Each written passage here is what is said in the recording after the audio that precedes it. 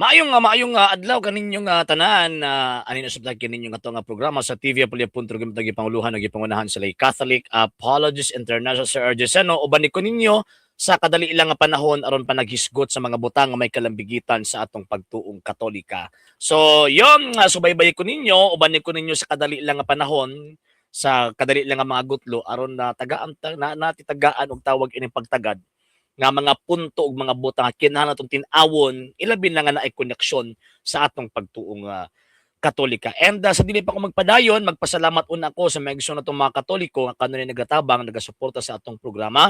Pinagyan nila Sir Ronald Escalera and family, Sir Romeo Nodian family, Sir Robert Avila and family, Sir Michael Roger Uy and family, Sir Denso Sevillas and family, Sir Emmanuel Papas and family, Sir Ray and Ma'am Sheng Hernan and family, Sir Tupi Galimit and family, Ma'am Berden Lapera and family, Sir Jeff Atienza and family, Sir Jerry Alacre and family, Sir Jubila Sia and family, Sir Rizali and family, Sir Remiliones and family, Sir Edmondo Esteban and family, ug sa tanan nga nagataban nagasuporta pagkahuman wala nagapalitok sa ilang mga pangalan. Daghan king salamat tungod sa inyong tabang, tungod sa inyong suporta kining ato ang program ani agihapon dinhi sa social media. Ug ang pila na kinahanglan gihapon ta mga sir ug mga ma'am sa inyong tabang suporta kay lagi wala mi mahimo dinhi mga sir ug mga ma'am kung wala ang inyong tabang ug inyong suporta. Sa gusto mo tabang, sa gusto mo suporta, pwede ninyong ipadala inyong tabang suporta pinagis mga account numbers kung nako sa mga screens kana nagadagan nga information ug pwede sab mo mag-message sa atong page kung via remittance ang inyong pagpadala.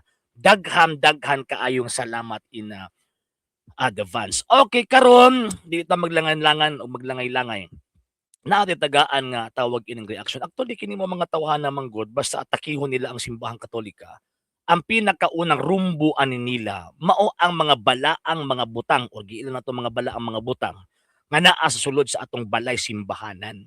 So, para makakita sila og tawag ining buslot, mo gini atakihon na permanente. Mga ribulto, balik-balik ba, kumbaga.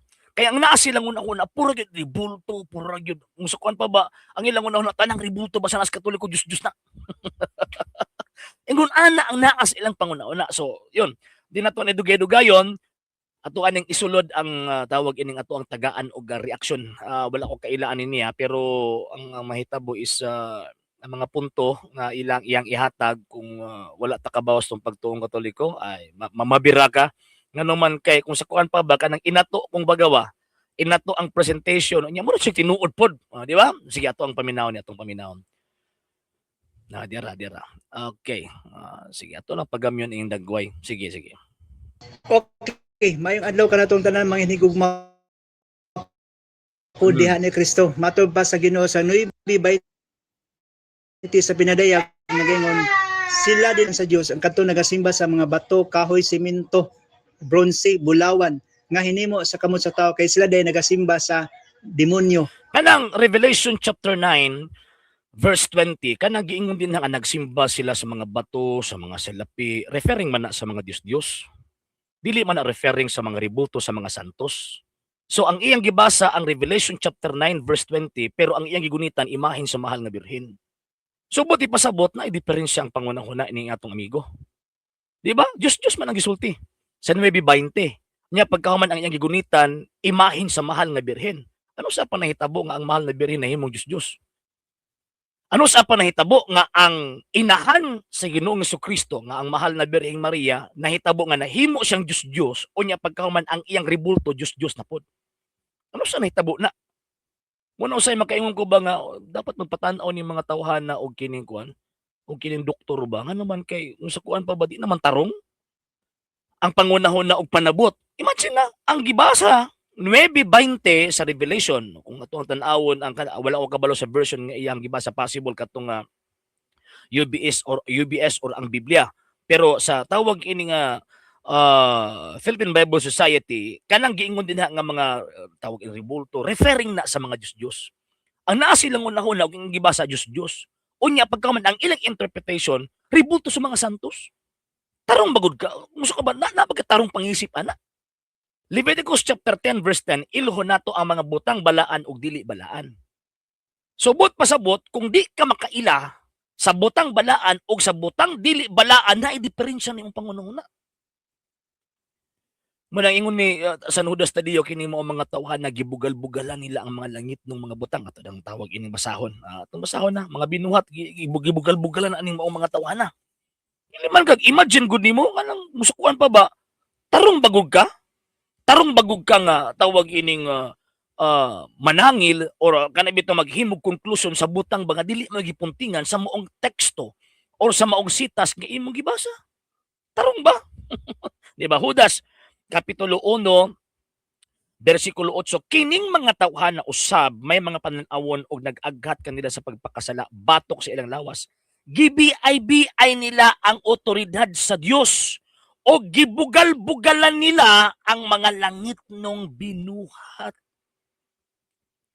Subot pasabot, kung bugal-bugalan nimo na ang imahen sa gitawag og mahal nga birhen, gibugal-bugalan nimo ang mga labirin mismo nga langit nung binuhat. So, diyan na to makitaan ba nga na diferensya ni ilang pangutok. Sumala pa ni Pastor Eva Calares mo ni mga tawahan na ang di kasabot. Kaya di man nagkasabot, yung pa ni Pastor Eva Calares, basta di ka kasabot, di ka tao. So, ang panabot ni nga itong amigo, di tao. Di panabot sa tao. Kanang maingon ka sa ribulto sa mga santos, Diyos na, di na panabot sa mga tao. Di ba? Ato pa ning i-continue mga sir o tawag ining mga ma'am. So dawato na to ang kamaturan nga dapat ta magsimba nga way mga larawan o ribulto nga naka-display diya sa atong simbahan. Mo ba? Ang problema, ang inyo ba yung tawag ining mga nabi ang may ubang mga simbahan nga naay mga larawan naka-display sa imahin. Ato din tawag ining tanawon. Atong tanawon na kining ribulto o tawag ining imahin sa kuan sa naa sa gitawag og simbahan sa Seventh Day Adventist. Katuaning ko anon. Share screen ni ha. Okay. Kung imo nang i-research niya, for example kini mga sir o tawag ining mga ma'am. Simbahan man ng Seventh Day Adventist kini. For example kini mga sir o mga ma'am. Simbahan man ng Seventh Day Adventist po na ay imahin. New Hope Seventh Day Adventist na agyapo imahin. Diri pod sa isa Sibrings SDA Church na agihapoy tawag imahin. Naapod ning ilahang kwan kining na ay logo nila. Part man gihapon na sa imahin. O asa pod mabasa sa Biblia nga ang simbahan nga iya ni Ginoong Jesucristo na ay mga screen. Di ba? So kung Diyos ang mga ribulto or mga larawan per se nga naaka-display sa tawag inang simbahan. So mut pasabot unang naka-violate ni ini ang mga Seventh-day Adventist. Dili mga Katoliko. Di ba na sila yung mga imahin po eh. So nag-Diyos po ning tawag ining mga Seventh-day Adventist. So, di ba? Pero sa Biblia mga sir og tawag ining mga ma'am, ang templo sa Ginoong Dios, kung ato ang basahon ang balaang kasulatan na ay mga larawan. Oy, nga atong basahon na. Basahon na to mga sir og mga ma'am. Okay, kaya sumala pa nila basta naadok kuno sa simbahan, kuan na daw kuno na, tawag ining mga Diyos na daw kuno na. Atong basahon.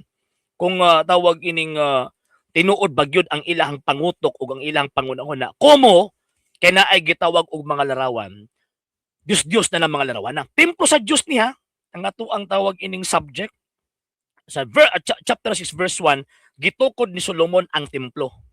Unya, atong iabante, sa verse 23, so ingon din og didto sa labing balaang dapit, naghimo siya duha ka kirubin.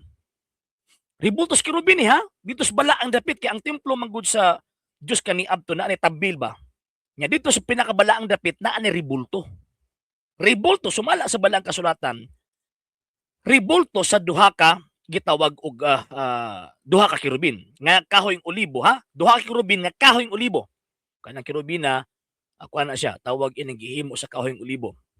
So kinulit, og ang matag usa may kahabugon og 4.4 metros.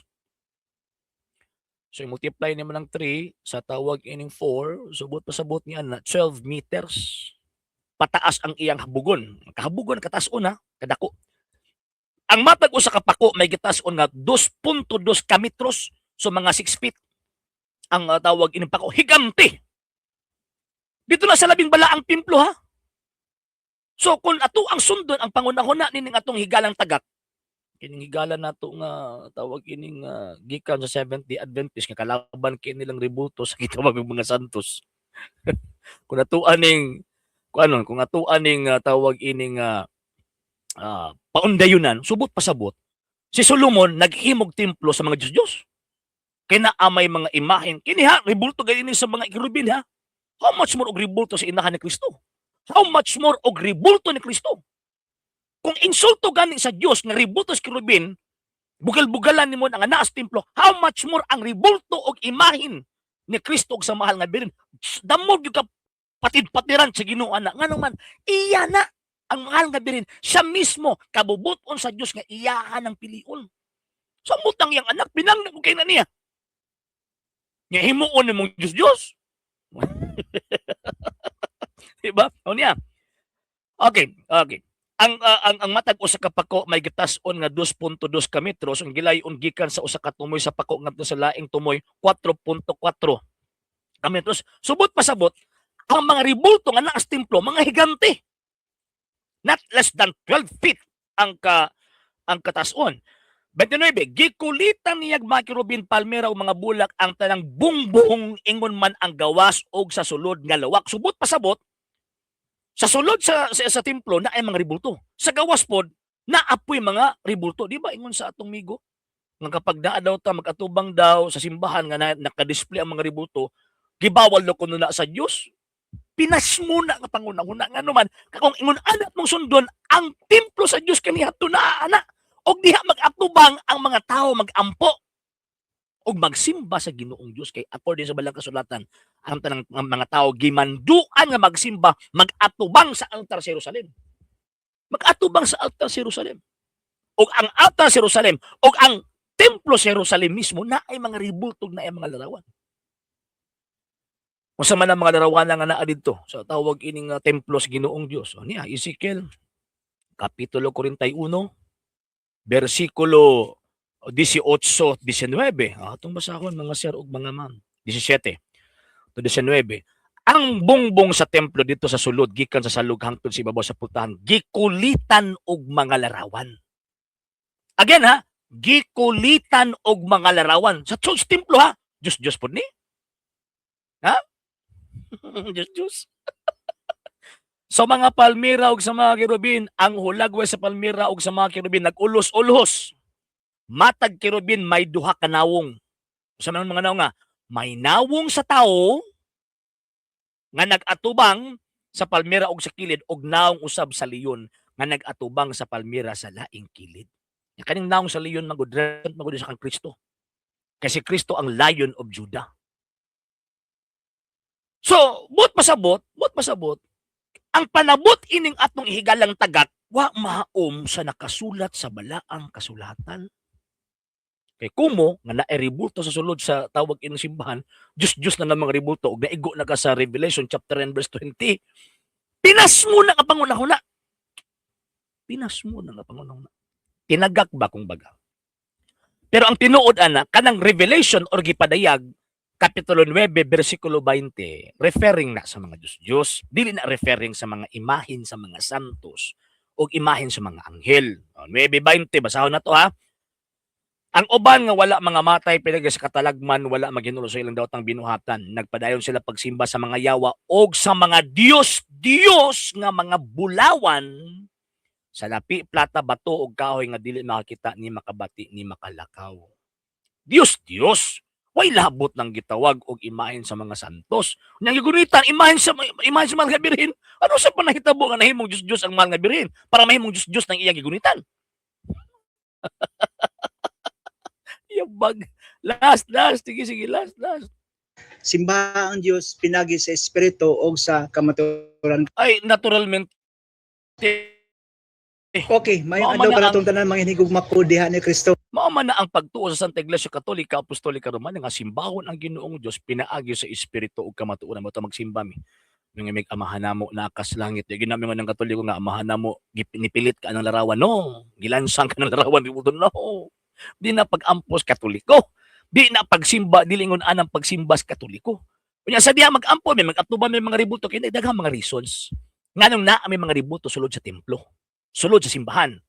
So tungod sa hinungdan nga kanauna pagpadayag ang kana balay sa Dios.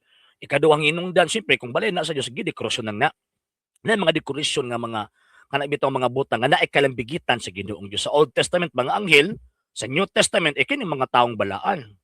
Mga heroes of the faith na asulod ana especially sa ribulto sa iyang pinangga nga anak og sa iyang pinangga nga gipili nga mamahimong inahan sa iyang anak nga mao ang mahal nga Birheng Maria. O ginaysagad. So, number one, pagpadayag sa templo sa Dios. Number two, pagpadayag kana nga tawag ining kanang mga naay kalambigitan sa Dios. Kanang mga ribulto nga na girepresentahan na sa mga personahe nga naay kalambigitan sa Ginoong Dios. Number three, pamaagi na sa pagtudlo eh. Kaya magtudlo ang ganing Katoliko na agyud na di gyud na malikayan nga mogamit gyud siya visual aid. Pinaagi ni anang maong gitawag mga ribultuha ginapadayag sa Santa Iglesia Katolika Apostolika Romana implicitly ang iyahang faith. Nga unsa man, for example, makakita tag imahe ni Kristo.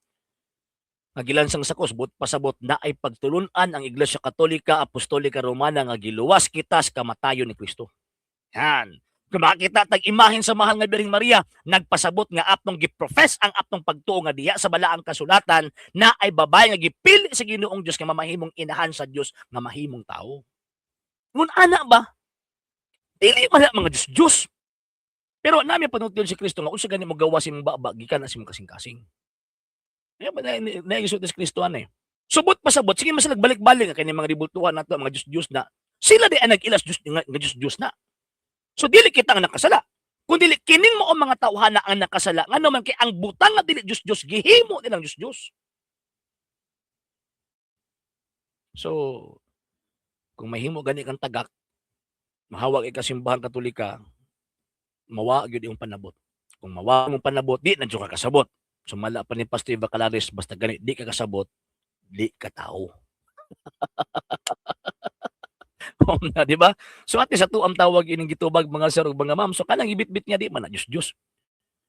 Revelation chapter 9 verse 20 referring na sa Diyos. Kanang gibitbit niya di na ribulto sa Diyos kundi ribulto sa mahal nga birhen nga inahan sa Diyos na mao ang atong Ginoong Kristo. So ikalaban man niya, malipek kang anak no? Kung anaon ang imahen siyang anak, siyang inahan, malipek ka ang anak. Sige rabdag ingon nga, nagtuman ni kang Kristo niya pagkahuman. Takihon ninyong inahan, iyang inahan. Pagkaumawa.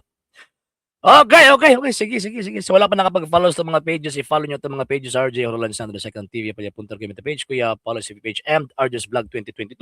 Uga pwede sa mo mag-send din na og Facebook stars. So sa itong mga channels, sa wala pa nakapag-subscribe, subscribe ninyo nga itong mga channels, Dalay Catholic, Apologies Interest Official, RJ Sandro, Second TV, kuya, Apologies TV, and Barrio Kawayan Religious sa forum. Ug pwede sab mo mag-send din na og super sticker, super chats and super thanks. And magpasalamat una ko sa mga mga Katoliko nga nagatabang nga suporta. Daghan king salamat.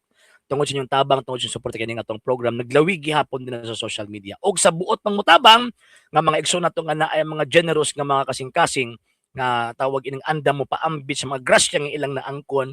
Ang gustong mo tabang pwede ninyong ipadala yung tabag suporta pinag sa mga account numbers kung nakaroon sa mga screens kung nagadagan nga information o pwede sab mo mag-message sa tong page kung very limitan sa inyong pagpadala.